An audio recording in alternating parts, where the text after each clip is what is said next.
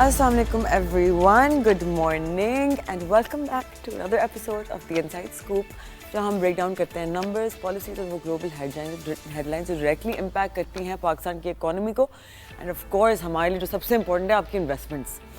आज का मिक्स बहुत पावरफुल है। फॉरेक्स रिजर्व्स की फ्रेश अपडेट, एक नया फार्मा पार्टनरशिप रशिया के साथ, पावल की जैक्सन होल स्पीच जो ग्लोबल मार्केट्स को शेक कर गई एंड पाकिस्तान के फ्लड्स और इन्फ्लेशन का टफ रियलिटी चेक। बहुत कुछ है डिस्कस करने को, let's just dive straight into it. शुरू करते हैं with some encouraging news from State Bank Pakistan. इस हफ्ते में एंडिंग अगस्त 22 स्टेट बैंक के फॉरेन एक्सचेंज रिजर्व्स इंक्रीज हुए बाय $18 मिलियन, रीचिंग $14.27 बिलियन। अगर कमर्शियल बैंक्स को इंक्लूड करें, पाकिस्तान के टोटल लिक्विड रिजर्व्स अब 19.62 बिलियन हैं।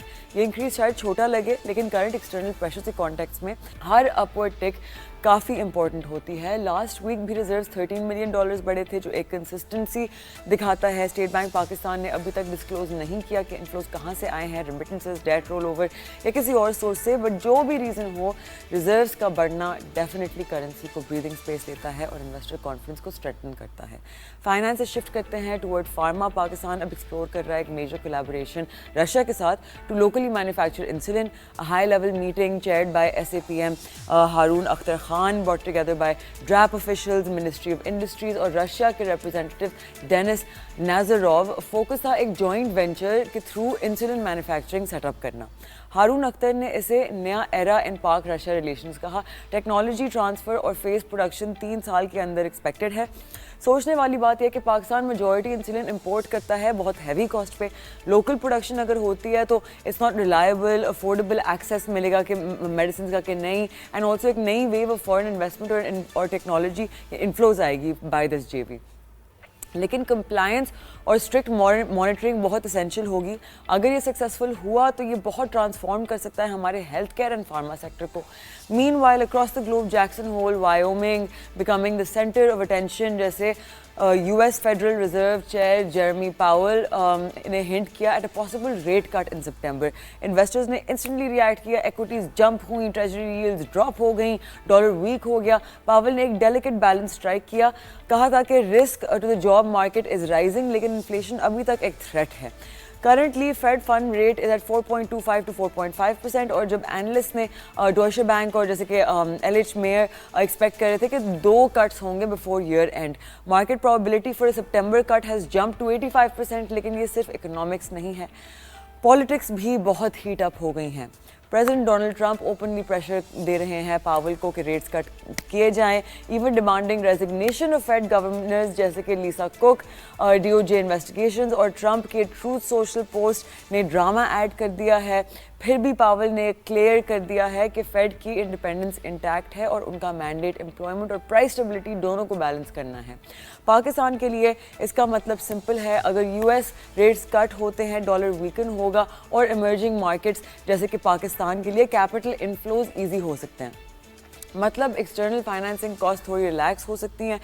Back home, in the Finance Ministry's latest monthly outlook paints a mixed picture. On the positive side, Pakistan ने enter किया fiscal year 26 with stable macro conditions and improving growth prospects. Large-scale manufacturing, especially automotive और fertilizer, बहुत strong recovery show कर रहे हैं. A recent US trade deal is set to boost exports, remittances and cushion provide कर रही हैं imports के against, और inflation August में 4 to 5% की range में रहने का forecast है। ये numbers definitely positive लगते हैं, और साथ ही government efforts to push private sector led growth and investment facilitation, business to confidence reinforcement कर रही है। लेकिन दूसरी तरफ फ्लड सिचुएशन बहुत सीरियस है।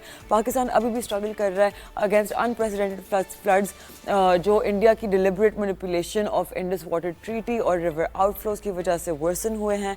सिंस जून 804 लाइव लॉस्ट हो चुकी हैं एंड 167,000 लोग डिस्प्लेस हो चुके हैं सिर्फ पंजाब में। फाइनेंस मिनिस्ट्री वार्न कर रही है कि flood damages fiscal pressures add करेंगे और फ्लड सप्लाई डिसरप्ट हो सकता है। मतलब हेडलाइन इन्फ्लेशन टाइम लगा सकती है, लेकिन ग्राउंड पे जो फूड प्राइसेस का प्रेशर है वो ऑर्डिनरी पाकिस्तानीज़ के लिए बहुत ज़्यादा फील होगा। Essentially to wrap it all up, Pakistan की इकॉनमी इस वक्त रेजिलियंस शो कर रही है, रिजर्व्स बढ़ रहे हैं, इंडस्ट्रियल आउटपुट रिकवर कर रहा है, फॉरेन पार्टनरशिप्स जैसे कि रशिया हम डेवलप कर रहे हैं वो उनके साथ, और इन्फ्लेशन मैनेजेबल है। लेकिन साइमल्टेनियसली फ्लड रिस्क और ग्लोबल अनसर्टनिटीज़ फ्रैजाइल आउटलुक भी क्रिएट कर रहे हैं। अगर फेड डविश होता है तो पाकिस्तान को थोड़ा सा ब्रीदिंग स्पेस मिल सकता है, लेकिन असल टेस्ट होगा policy execution, flood management and investor trust.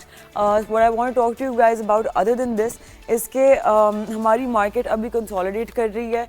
आज हमारी morning meeting at the office, उसमें बात हुई, आई वाज आस्क्ड के मार्केट सेंटिमेंट क्या है यहाँ से।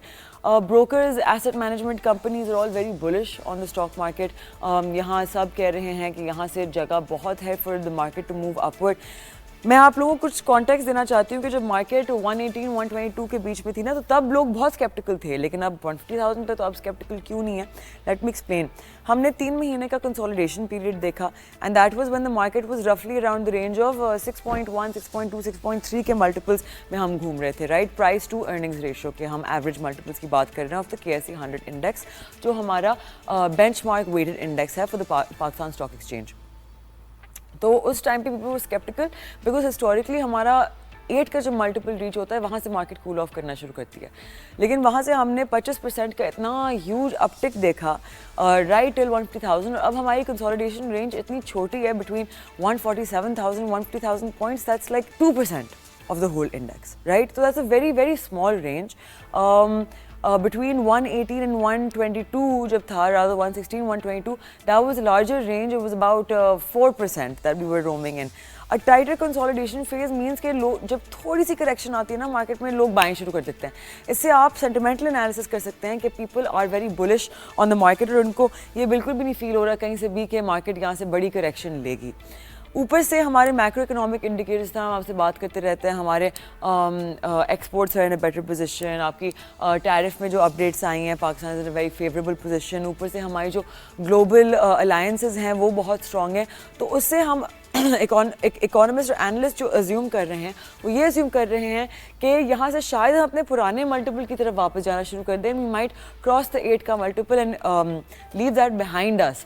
जो और हमारा पुराना जो मल्टीपल था वाज 13 का मल्टीपल, और अभी का मल्टीपल हमारी जो गुंजाइश है बीच में अबाउट 65% की जगह of growth before the index starts cooling off. I believe around the 210,000 index point mark. तो ये एक bullish indication देता है हमारी market को. Bullish means कि is going to be an upward momentum.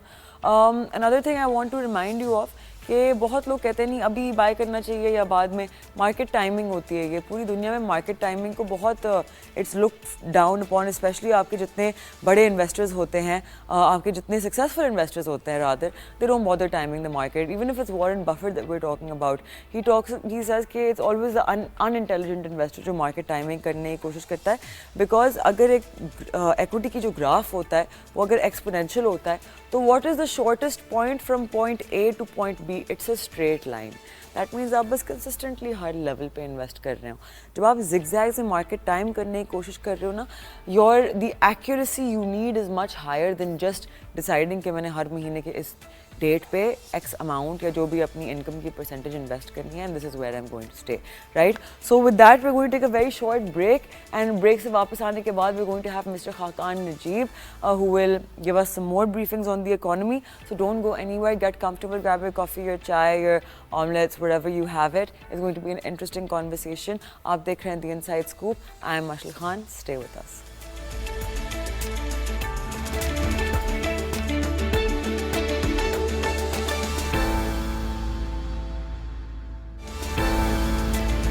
Welcome back. आप देख रहे हैं The Inside Scoop. ब्रेक पे जाने से पहले of course I let you know that we would have another very special guest with us. आज हमारे साथ मौजूद हैं Mr. Khaqan Najeeb, who is a very senior economics expert. Khaqan साहब, thank you so much for joining us once again on the show today. Marshall, good to be with you again. Sir, सबसे पहले let's discuss the matter at hand. हमारा मुल्क अभी जिस position में है, there are catastrophic floods going on. तो सबसे पहले जो एग्रीकल्चरल और इंफ्रास्ट्रक्चरल डैमेज हुआ है फ्रॉम एन इकोनॉमिस्ट लेंस, पहले तो what exactly will the effect on GDP growth and inflation be, and second कितना लंबा अरसा हमें लगेगा to recover back and come back to where we are right now from this. तो मशल, एक तो ये अच्छी बात है कि आप जुजियात में जाकर, यानी कि माइक्रो लेवल पर जाकर चीज़ों को समझने की कोशिश करती हैं और उनका अंदाज़ा लगाती हैं, फ्रेमवर्क्स देखती हैं। So that's what Pakistan needs today. Because देखिए, एक आपको वक्त मिला है, एक आपको स्पेस मिली है, जिसका क्या मतलब है, एक मैक्रो स्टेबिलिटी है, फंड का प्रोग्राम हो गया। इसका मतलब ये नहीं है कि हमारे जो देरीना मसाइल हैं वो हल हो गए हैं। अब ज़रा एनवायरनमेंट और फ्लड, इसी के सिलसिले में ये देखिए, आपकी मेमोरी शॉर्ट नहीं होनी चाहिए। 2022 में एक फ्लड्स आए पाकिस्तान में, 33 मिलियन लोग अफेक्ट हुए उसमें, 8 मिलियन लोग डिस्प्लेस हुए उसमें, 30 अरब डॉलर का एक तखमीना लगाया गया नुकसान का। पाकिस्तान में अनप्रेसिडेंटेड मॉनसून रेन हुई, 190% अबव एवरेज रेन हुई, और ग्लेशियर्स के मेल्टिंग की बात तब भी सामने आ गई। क्लाइमेट चेंज एग्जैसरबेट कर गया इस सारे इश्यूज को। सिर्फ जो रोड्स डैमेज हुई थी तब 13,000 किलोमीटर की थी, 400 ब्रिज डैमेज हुए थे, और स्कूल्स और हेल्थ फैसिलिटीज तो आई डोंट नो कितनी डैमेज हुई होंगी। ये 2010 के बाद 2022 में आया, 2025 में। इसका मतलब क्या है? वो 10 साल बाद आया था, ये 3 साल बाद आ गया है। तो जो अकारंस है वो ऑन गोइंग, और जो वल्नरेबिलिटीज हैं वो बहुत बढ़ गई हैं। पर बात यह है कि ये सारा तो मैंने एक तखमीना आपके सामने रख दिया, जीडीपी ग्रोथ भी इससे अफेक्ट हुई, इंफ्रास्ट्रक्चर नीड्स भी बनी। तो आपने क्या किया? आपने कहा हम दुनिया से पैसे मांगने जाते हैं। चलें, पहले मैं इसको टैकल कर लेता हूँ। आपने 11 अरब डॉलर के प्लेजेस करवाए, आप जिनीवा चले गए।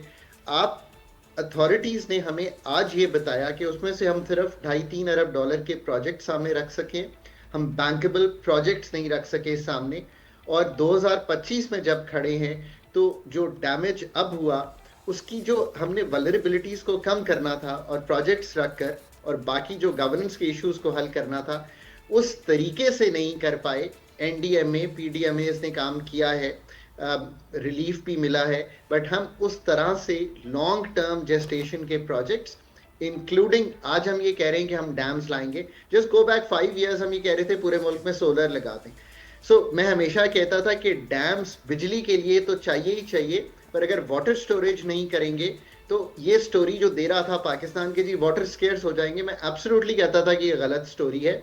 जब भी क्लाइमेट चेंज को अफेक्ट होता है, ग्लेशियर्स मेल्ट करते हैं, पानी बढ़ता है, और जब इंडिया ने भी पानी छोड़ा है, जरूर उन्होंने हमें नहीं बताया, ये बात दुरुस्त है, और may be they could have let go less water, but they also had to open their dams, और उनके डैम्स में से कई 100 किलोमीटर से भी पानी गुजरा है। हमें अपना जो गवर्नेंस का सारा इशू था उसको हैंडल करना था, ताकि जो अब अकरेंस हुई है उसको बहुत प्रिवेंट किया जा सके, ना कि हम कोशिश करें कि इस वक्त जो हो रहा है उसको हैंडल करें। I think that is largely where we stand in terms of that. अभी देखिए, जो इमीडिएट लग रहा है वो ये है कि पाकिस्तान की जो क्रॉप्स में राइस है वो प्रॉब्ली सबसे ज्यादा अफेक्टेड है। लोग जो डिस्प्लेस होते हैं, ये सब कुछ होता है। इससे क्या तखमीना सामने आता है ये तो लगाना बड़ा मुश्किल है। इसका कितना टाइम पीरियड होता है, ये कैसे ये सब प्ले आउट करता है, ये तो ओवर टाइम ही हम बता सकते हैं कि how will this play out. But जो इमीडिएट है, obviously it's help for people who have gone through that. It's difficult, who have lost their livelihoods. फिर लाइफ स्टॉक का कितना बड़ा डैमेज होता है। हम एक छोटा सा ब्रेक लेते हैं ताकि you guys can also just relax for a second. We can handle this. You are watching The Inside Scoop. I am Mashal Khan.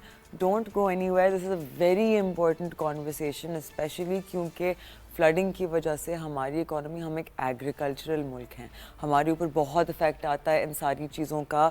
हमारी employment, displacement, inflation, everything, and all of it is connected because this is kind of like the circle of like a very deadly circle जिसमें हम फंस जाते हैं। पिछली दफ़ा जैसे कि सर ने अभी कहा, खाकान साहब ने अभी कहा कि 2022 में हुआ था, happening now again. So don't go anywhere. Stay with us. We're watching The Inside Scoop. I'm Mashal Khan. We're in conversation with Mr. Khaqan Najeeb.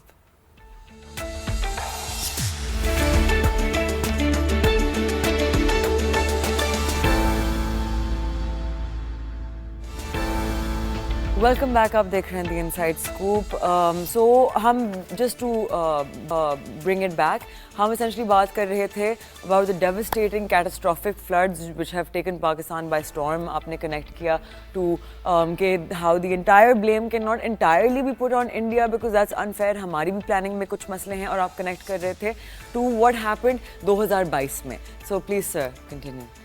So, अगर हम 2022 से चलें और अब तक देखें और चूंकि खुद अथॉरिटीज़ ने अभी ये कहा कि हम 11 अरब डॉलर की जो जिनीवा प्लेजेस हैं उसमें से 2.8 बिलियन डॉलर से ज़्यादा के बैंकेबल प्रोजेक्ट्स नहीं रख सके. देखिए, in the end this is all about economic governance.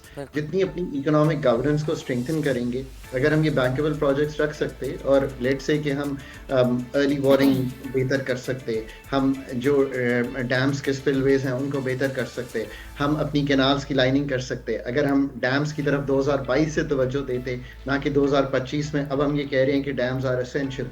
So long term thinking, long term policy making. मैं हमेशा ये समझाने की कोशिश करता हूँ कि IMF और जो बाकी अदारे हैं मल्टीलैटरल्स जिन पे ज़्यादा शायद कभी हम भरोसा करते हैं कि वो हमें इन मसलों से निकालेंगे, वो हमें शॉर्ट टर्म जो डिफ़िकल्टीज़ हैं उनमें ज़रूर एक मैक्रो स्टेबिलिटी के लिए मदद फराहम कर सकते हैं, कोई प्रोजेक्ट्स भी बना सकते हैं. पर long term thinking in terms of policy, whether वो एनवायरनमेंट की हो, एनर्जी की हो, इंफ्रास्ट्रक्चर की हो, सॉफ्ट इंफ्रास्ट्रक्चर की हो, ये सब पाकिस्तान को खुद ही बनानी पड़ेगी. पाकिस्तान का जो इन्वेस्टमेंट साइकिल है उसको पाकिस्तान को खुद ही ठीक करना पड़ेगा. And Mashal, honestly, floods aside, जिस तरह का मौका आज मिला है 78 years में, you've never had a war situation that you've come out with a really high head, and you can tell the world you're a responsible nation. The world believes so.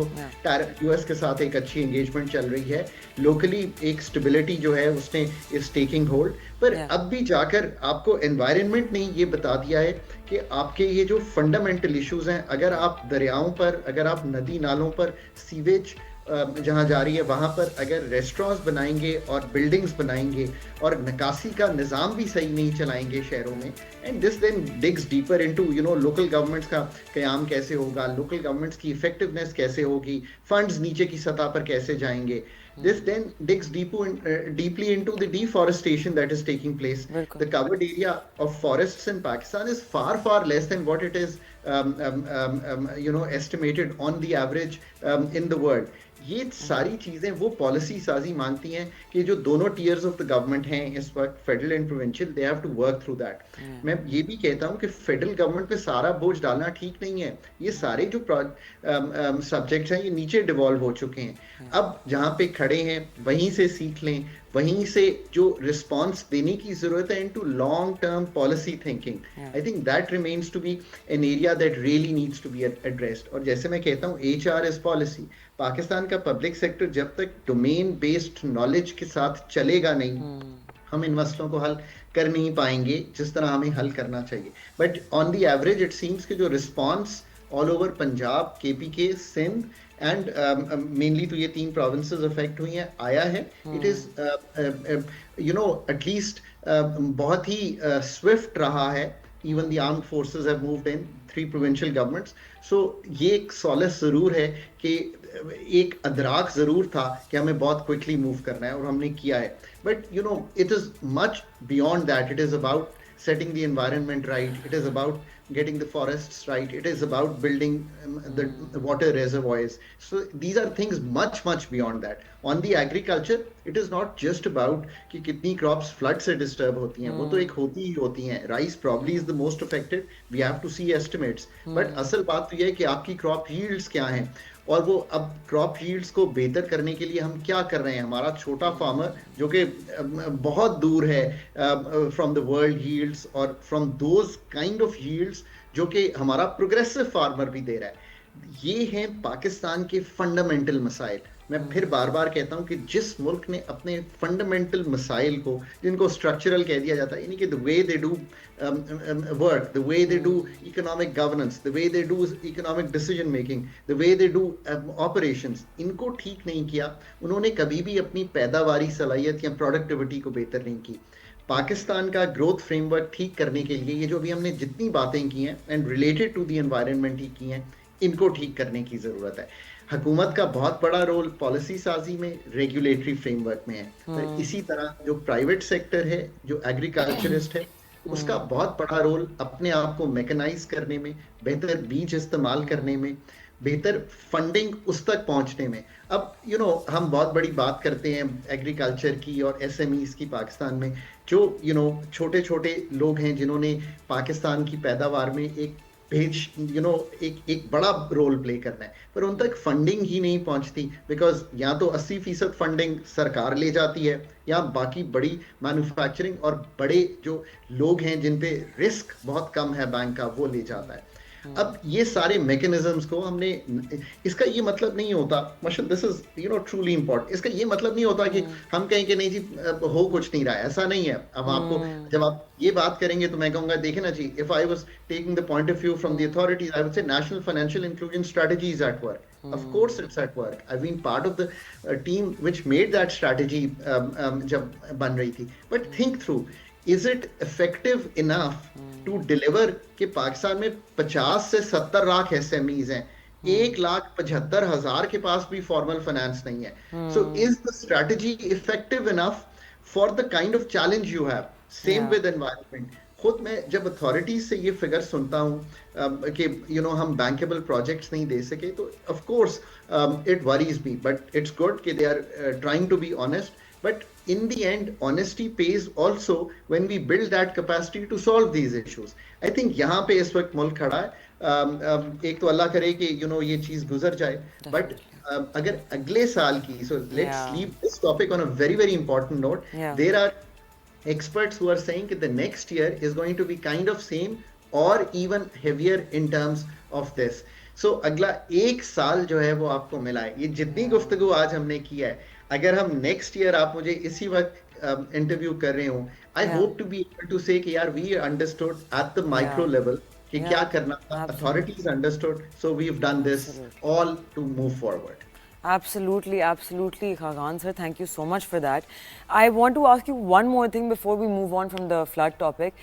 कि पिछले I think if I'm not wrong 2015 से या 2013 से, I'm not sure when, लेकिन especially उस time से आप हमारे यहाँ there's been a lot of conversation constantly that didn't materialize about building mega dams जो ऐसी सिचुएशन को कंट्रोल करेंगे। अब ऑब्वियसली डैम्स को बनाने में ही आपको 10-15 साल लगते हैं, लेकिन मूवमेंट नहीं रही हमारी government, every government by the way I am referring to, every single government including the people's favourite governments have not done anything about this situation because we are a reactive nation. हम कभी prepare नहीं करते in advance. तो अगर for example हमने बना लिए होते more mega dams, could this situation have been minimised? देखिए जी, इसमें तो कोई दो आरा नहीं है। जैसे मैं कहता हूँ कि डैम्स बिजली बनाने के लिए तो जरूर चाहिए, चाहे वो डायमीर भाषा हो, दासू डैम हो, मैं उनका जिक्र कर रहा हूँ जो इस वक्त ऑफिंग में है। मोहम्मद डैम है, नौलंग डैम है, कुर्रम तंगी है, नए गज डैम है, आई थिंक दरावत डैम है। सो ये सब वो डैम्स हैं जो इन दी ऑफिंग है, और आप आने वाले सालों में जिक्र सुनेंगे कि ये आ गए हैं। पाकिस्तान को वाटर स्टोरेज के लिए डैम्स की शायद ज्यादा जरूरत है compare to electricity, because electricity तो 45,000 मेगावाट सिस्टम में मौजूद है इस वक्त और वाफिर मिकदार में मौजूद है। ऊपर से अगर मैं 22,000 मेगावाट वाकई ही सोलर आया है, बिकॉज इसका एस्टिमेट थोड़ा सा उतना ऑथेंटिक नहीं है, पर चले मान लेते हैं, तो आपके पास तो अगले 5 साल में भी ये बिजली की खपत नहीं होनी पूरे मुल्क में, अगर इंडस्ट्रियल ग्रोथ 5-6-7% पे कहीं चली जाए।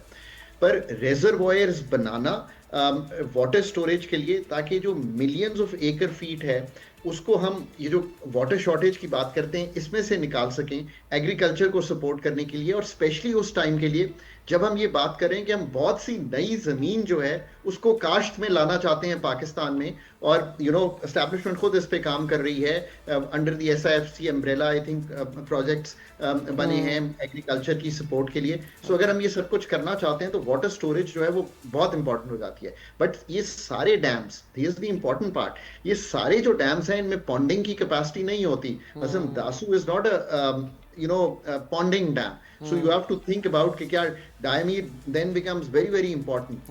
आपको ये भी मालूम है कि बहुत ज्यादा पानी जो है वो जाया हो जाता है इनटू दी, जिसे कहते हैं हम यूटिलाइज नहीं कर पाते अक्रॉस द बोर्ड पाकिस्तान से जब गुजरता है, बिकॉज हमारे पास ये कैपेसिटी नहीं है। अब जैसे डायमीर भाषा प्रॉब्ली आई थिंक सबसे बड़ा होगा जिसको आएगी, और ये तकरीबन 1.2 मिलियन एकर्स को इरिगेट करने के काबिल होगा। सो आई एम श्योर कि अथॉरिटीज ने अगले 10, 15, 20 साल का जो मंसूबा है डैम्स का, जो पॉन्डिंग डैम्स हैं उनका जरूर बनाया होगा उसको। इसमें तो कोई दो आरा नहीं हो सकती। एंड ऑफ कोर्स आप ग्रीन एनर्जी की बात करते हैं, पाकिस्तान तो बड़ा ग्रीन था। पाकिस्तान के पास क्या 6,500 मेगावाट की कैपेसिटी है इस चीज की। गो बैक 7-8 इयर्स तो मेजर कैपेसिटी तो सारी तरबेला एक्सटेंशन और ओवरऑल तरबेला मंगला इनसे ही आ रही थी पाकिस्तान में, इसमें तो कोई शक नहीं था। So we have to rethink this. But ये भी साथ याद रखिए, not a cheap electricity any more. ये कोई ₹1.5 वाली इलेक्ट्रिसिटी नहीं है। Building dams costs a lot, और PSDP डेवलपमेंट बजट में तो उतनी गुंजाइश नहीं होती, तो हमें कमर्शियल फाइनेंसिंग को भी रिजॉर्ट करना पड़ता है। अगेन वापडा is the key link in this. वापडा की आई एम श्योर कैपेसिटी हमेशा बहुत अच्छी रही है और अच्छी कर सकते हैं, जिसमें हम ये कैपेसिटी बिल्ड कर सकें कि अगले 5, 8, 10 साल में क्या नई एंट्री होगी into the system. Thank you so much for that. तो अभी since you mentioned electricity, मैं उस पे I've had a thought in my mind, तो मैंने सोचा कि आपसे clear कर दूँ। तो our cost of production is very high mostly because of आपकी जो national grid पे reliance है industry की, उसकी वजह से capacity payments make it very difficult for industry to remain competitive। और ये बात कोई आज की नहीं है, बहुत अरसे से चल रही है। इंडस्ट्री कब से चीख रही है इस चीज़ पे। अच्छा, फिर क्रिप्टो काउंसिल फॉर्म हुआ, वो सारी चीज़ें, 150% आपकी डिजिटल एसेट्स की अडॉप्शन आनी चाहिए इस मुल्क में, स्पेशली ऐसे मुल्क में जहाँ आपकी ऑलमोस्ट आधी पॉपुलेशन वैसे ही डिजिटल एसेट्स ट्रेड कर रही है, right, but just outside of regulation umbrella. लेकिन मेरा क्वेश्चन ये है कि जब बात छिड़ी कि you might give subsidised electricity for bitcoin mining at like 5 cents per kilowatt or something, I believe 30% of what industry is getting it at right now, ये thought किस तरह, ये proposal justify किस तरह से हुआ कि आप जहाँ आपका import bill is so much bigger than your exports and आपने अपने exports को बढ़ाना है, वहाँ a conversation began about bitcoin mining at a subsidized electricity rate, लेकिन exports को वो चीज़ नहीं दी गई। ये logic कहाँ से आई and how do you feel about it? देखिए, एक तो I feel very very strongly on the energy side. कभी हम पूरा इलेक्ट्रिसिटी पे प्रोग्राम कर लेंगे। एक तो ये कि लफ्ज़ हमें एनर्जी यूज करना चाहिए, इसलिए कि energy is water, petroleum products, it is power जिसमें सारे ग्रीनिंग भी आ जाती है, एंड देन गैस। सो देखिए, एक तो बात ये कि पाकिस्तान का जो एनर्जी सेक्टर है ओवरऑल अक्रॉस द बोर्ड, ये रिफॉर्म नहीं मांगता, ये एक तंजीम नौ मांगता है। रिफॉर्म तो ये होता है कि हमने कोई चीजें थोड़ी सी ठीक करनी है, हमने तो इसका जो पूरा रीस्ट्रक्चर करना है, जिसका क्या मतलब है, ऑपरेशन सरकार के पास है, गैस कंपनीज के भी, पेट्रोलियम के भी और पावर के भी, इसको सरकार की तहवील से निकालना है।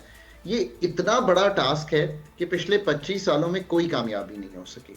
फिर रिपीट करता हूँ कि पिछले 25 सालों से ये प्राइवेटाइजेशन की लिस्ट पर है, कोई कामयाबी नहीं हो सकी। अब आगे चलिए, केई के बाद we have never been able to do any privatisation. Pakistan का जो पॉलिसी साजी है उसमें आज 45,000 मेगावाट बिजली लग गई है, 30,000 अराउंड की समर में और 12,000 अराउंड की on the average megawatt demand आती है विंटर्स में।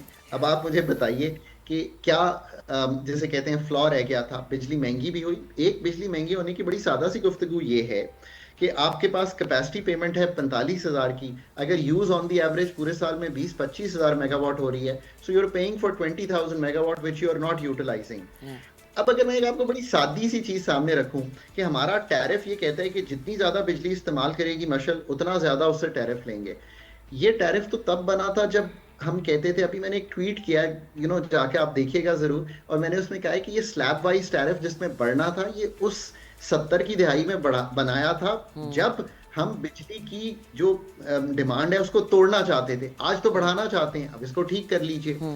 Again this is the structure of the tariff that you need to change. ये जो वर्ड यूज होता है ना, स्ट्रक्चरल चेंजेस, समझाता कोई नहीं है, तो मैं समझा रहा हूं, इसका स्ट्रक्चर तब्दील होना है। दूसरी बात आपने सब्सिडीज की, ये दौर गुजर गया है। हमने trillions of rupee, not billion, trillions of rupees की सब्सिडी दी है बिजली के सेक्टर में। अब दौर ये है कि एक कंपेटिटिव मार्केट बनाए, उसमें कोई 5 सेंट की बिजली बेचना चाहता है या 20 सेंट की लेना चाहता है, ये उस पे है। सरकार किसी भी एरिया को फर्दर सब्सिडाइज करेगी तो जो सर्कुलर डेट है या हमारा मालियाती खसारा है वो उस पर बोझ बनेगा। 1000 अरब प्लस की कंटिन्यूस सब्सिडी जो है हम देते चले जा रहे हैं आज भी बिजली में, इससे निकलना चाहिए और सिर्फ उन गरीब मुस्तहिक लोगों को इनकम सपोर्ट के थ्रू पैसे भेजने चाहिए। ये एक अगेन स्ट्रक्चरल चेंज है पाकिस्तान में। 10 साल से मैं कह रहा हूँ, सरकार में भी कहता था, आज भी कहता हूँ, ये करना ही करना है। आज कर लें, 10 साल बाद कर लें। That will tell the social contract with the people कि देखें मशल couldn't afford, so we are giving her income support, whether she buys electricity, whether she gets milk, whether she gets education, leave it up to her. That is the second change. जहां तक ये 5 Saint की बिजली देने का ताल्लुक है, I think कि पाकिस्तान में एक तो हमें समझ लेना चाहिए कि डिस्टॉर्शंस क्रिएट करना is not a good story. किसी को 5 सेंट की बिजली दे दें, किसी को फर्टिलाइजर को सस्ती गैस दे दें और फिर 10 साल कॉन्ट्रैक्ट में फंस जाएं, that is not a good story to write. जब तक मार्केट को वर्क नहीं करने देंगे, जैसे कि 2 मिसालें पाकिस्तान की देता हूँ। टेलीकॉम में एक मार्केट वर्क करती है, जिसका मतलब है कई ऑपरेटर्स हैं, मशल एक के पास जाए, दूसरे के पास जाए, मशल के पीछे लोग भाग रहे होते हैं कि यार ये पैकेज ले लें, हमारा ये नया आ गया है। मैं डॉक्टर खाकान पेरिस में, न्यूयॉर्क में मशल के साथ प्रोग्राम कर चुका हूँ, उसी स्पीड पे, उसी इंटरनेट स्पीड पे जो लाहौर और इस्लामाबाद से करता हूँ। ये स्टोरी बड़ी सादी है। एक कंपेटिटिव मार्केट है, अगर अपनी एफिशिएंसी प्राइवेट सेक्टर बेहतर नहीं करेगा तो आई विल से कि यार I don't want to buy from you. दूसरा वो आखिरी वो सेक्टर जिसमें मशल काम करती है। मशल के सामने कई इस वक्त कैमरामैन हैं, प्रोड्यूसर हैं, मशल के कई लोग हैं। ये कहाँ से आए? पीटीवी का लाइसेंस ही रखा होता और 365 को लाइसेंस ना दिया होता तो आज definitely. And that is why the whole free market economy works. That is why the Western countries are so successful. Khan Saab, I'm so sorry I had to cut off your thought over there. But with that, we are toward the end. But I would love to take you up on that option of having an entire energy episode. Thank you guys so much for watching. I'll see you on Monday. Have a great weekend. Take care. Khuda Hafiz.